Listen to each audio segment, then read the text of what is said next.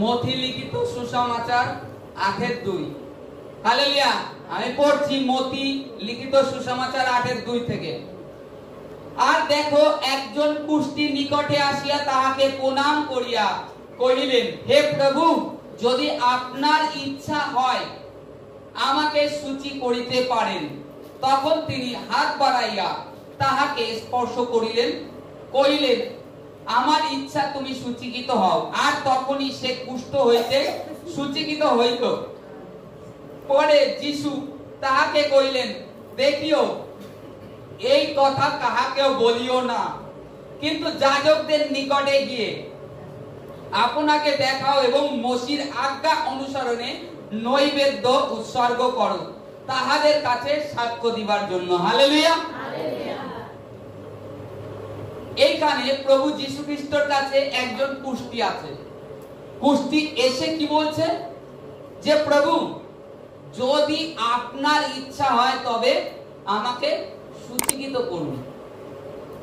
আর তখনকার দিনে আমরা জানি, যদি কারোর কুষ্ঠ রোগ হতো তাকে গ্রাম থেকে বের করে দেওয়া হতো। গ্রাম থেকে বের করে দেওয়া হতো। তারা কোথায় থাকবে তখন? তাদের জন্য একটা স্থান তৈরি করা থাকতো পাহাড়ের গুহার মধ্যে। সেখানে 2-3 জন সৈনিককে পাহারা দেওয়ার জন্য রাখা হতো, যেন যে কুষ্টিকে বের করা দেওয়া হয় গ্রামের বাইরে, তাকে সেই গুহার মধ্যে বন্ধ করে রাখে। আর কোন কোন ক্ষেত্রে অনেক সময় কুষ্ঠ ছাড়াও থাকতো, যাদের অর্থ থাকতো, মানে অধিক টাকা পয়সা যদি থাকতো, তারাই একমাত্র গ্রামে থাকতে পারতো। যেটা আগেকার দিনে হয়েছে সেটা এখনো উৎকোচের বিষয় থাকে, তো সেটা এখনো আছে, উৎকোচ, ঘুষের ব্যাপার যেটা। তা সেই সময়ও ছিল, যাদের টাকা পয়সা ছিল তারাই গ্রামের মধ্যে, তার বাড়ির মধ্যে থাকতে পারতো। কিন্তু এই যে কুষ্টি, এও কিন্তু ছাড়া ছিল। এ প্রভুর কাছে এসছে। সাধারণত কুষ্ঠকে দেখলে সব মানুষ কি করে? কুষ্ঠ রোগ দেখলে বাইবেলে আমরা যদি দেখি, তার থেকে অনেক দূরে, মানে মিনিমাম 100 ফুট দূরে থাকে, কিংবা নেই 50 হাত দূরে থাকতো। আরো তখনকার দিনে। এখনকার দিনে তো যে অনেক মেডিকেল জগতে যে কুষ্টি কোনো রোগী না, ছোঁয়াচে রোগ না, এই সমস্ত বলে যাক অনেকটা কমেছে। সেই সময় দিনকার অতটা ছিল না, কিন্তু খুব বাজবিজ ছিল। একটা সামান্য গায়ে মনে করুন আপনার দাঁতের একটা থলি বেরিয়েছে, তখন এসে যদি কেউ দেখে ফেলেছে আপনার হাতে ওই দাঁত মতন ওইটা বেরিয়েছে, আপনাকে নিয়ে যাবে, নিয়ে গিয়ে 7 দিন যাজক আটকে রাখবে। আটকে রেখে দেখবে ওই যে গোল স্ফটক হয়েছে, গোল গোল হয়ে স্ফটক হয়েছে, ওটা বেড়েছে না কমেছে। যদি দেখে একই রকম রয়েছে, বাড়েনি, আবার 7 দিন ওখানে বন্ধ করে রাখবে, আপনাকে খেতে দেবে। ওই ঘরের মধ্যে আটকে রাখবে, প্লাস খেতে দেবে। যদি তারপরে দেখে যে 7 দিন পরে যে কম হয়েছে, তাহলে এটা কুষ্টি না। তুমি নিজেকে ধৌত করো, শুচি হও, সারাদিন অশুচি থাকবে, পরে সন্ধ্যেবেলায় শুচি হবে, পরে তুমি ঈশ্বর সদাপ্রভুর উদ্দেশ্যে পাপ বলি নিবেদন করতে হবে। পাপ বলি নিবেদন করতে হবে, উৎসর্গ করতে হবে। তাতে গরিব হলে পায়রা কিংবা ঘুঘু দেয়া আছে, হয় 1-2 পায়রা, মানে বাচ্চা যারা পাপ করেন সেই রূপ, ঘুঘুও তাই। এইরূপ নিয়ম ছিল, উৎসর্গ করতে হবে।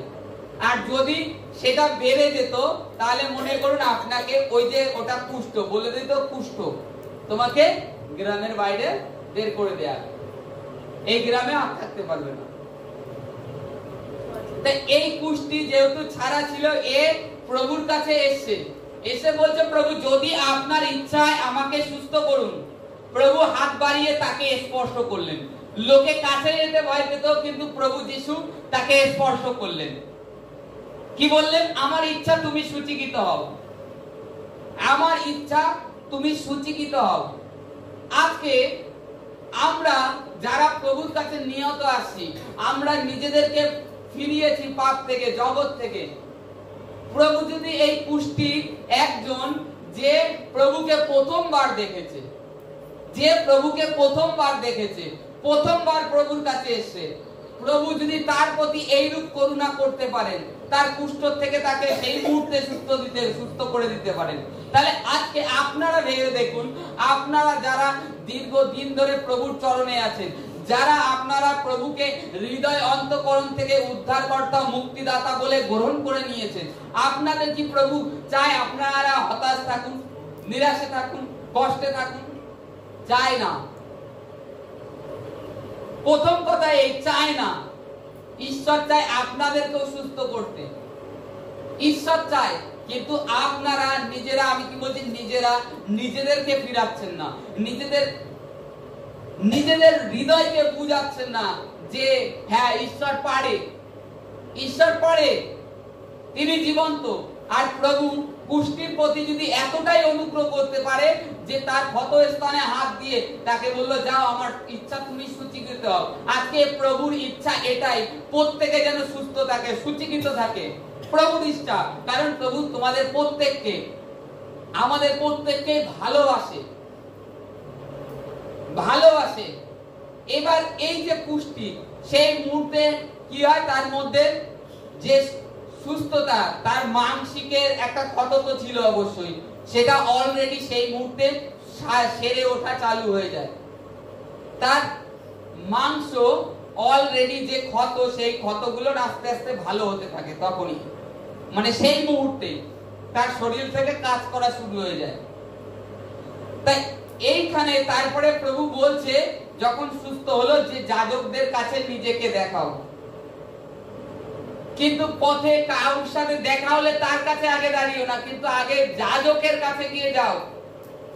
কারণ পুরাতন দিনের নীতি ছিল, নিয়ম ছিল, আইন ছিল যে আগে যদি রোগ ভালো হয়, যে যাজক তোমাকে গ্রাম থেকে বাইরে বের করে দিয়েছে, সেই যাজকের কাছে যাও।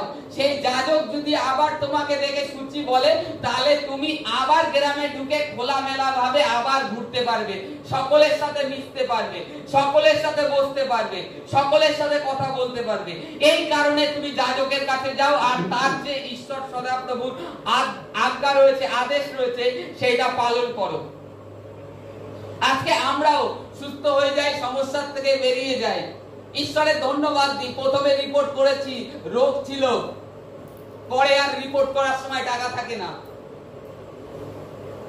প্রভুর ধন্যবাদের সময় টাকা থাকে না, টাকা হচ্ছে না, কি করে রিপোর্ট করব, কি করে ঈশ্বরের প্রশংসার জন্য রিপোর্টে আবার দেখব? এটা নয়, বাইবেল এটাই বলছে যে যাজক তোমাকে তাড়িয়েছে। আজকে যে রিপোর্ট তোমার বলেছে নেগেটিভ এসছে, তোমার মধ্যে সুগার রয়েছে, তোমার মধ্যে থাইরয়েড রয়েছে, তোমার মধ্যে ক্যান্সার রয়েছে, তুমি আবার রিপোর্ট করো। যখন তুমি ঈশ্বর সদাপ্রভুর কাছে এসছো, তুমি ঈশ্বরের সাক্ষর জন্য করছো, অনেক অর্থ এদিক ওদিক ব্যয় করেছো। যে যাজক, যে রিপোর্ট তোমাকে বলেছে, যে যাজক তোমাকে গ্রামের থেকে বের করেছে, সেই যাজকের কাছেই আগে যেতে বলেছে। কিন্তু আজকেও আমরাও যেন ঈশ্বরের রাজ্যের কাজ কিভাবে করতে পারি। যখন আপনি আপনার রোগ থেকে মুক্ত হন, আপনার জীবনের সমস্যা থেকে বেরোন, আপনারও কর্তব্য আপনি একটা রিপোর্ট করুন। রিপোর্ট করে নিয়ে এসে ঈশ্বর সদাপ্রভুর প্রাঙ্গণে সেটাকে তুলে ধরুন যে প্রভু আমার জীবনে এই কাজ করেছে, আমার ক্যান্সার ছিল, আমার ব্লাড ক্যান্সার ছিল, আমার টিউমার ছিল, এই যে রিপোর্টে এসেছিল, আর আবার আমি এই রিপোর্ট করে নিয়ে এসেছি, এতে আমার এখন নরমাল, কিছু নেই, কিছু নেই। এতে কি হয়, আপনি যখন রিপোর্ট দেখালেন, আর একটা যে অবিশ্বাসী কলুসাতে প্রবেশ করে, সে যখন দেখে না তো এটা ঠিক কথা বলছে, এ তো রিপোর্ট বলছে, সে তো মেডিকেল থেকে নিয়ে এসছে, মেডিকেল জগতের সায়েন্স জগৎ থেকে তার রিপোর্ট দিয়েছে, তখন তার বিশ্বাস কাজ করে। আর সে ইনস্ট্যান্ট, তার যখন বিশ্বাস বেড়ে যায়, তারও শরীরে ঈশ্বর তার পবিত্র আত্মা দ্বারা কাজ শুরু করে দেয়, তার মধ্যেও সুস্থতা কার্য করে। আজকে সেটাই আমরা যেন আগে জগতের কাছে না যাই, আগে ঈশ্বরের কাজ কি, এইটাই। আপনি যখন ওই রিপোর্টটা করে নিলেন, এটাই একটা ঈশ্বরের কাজ হলো।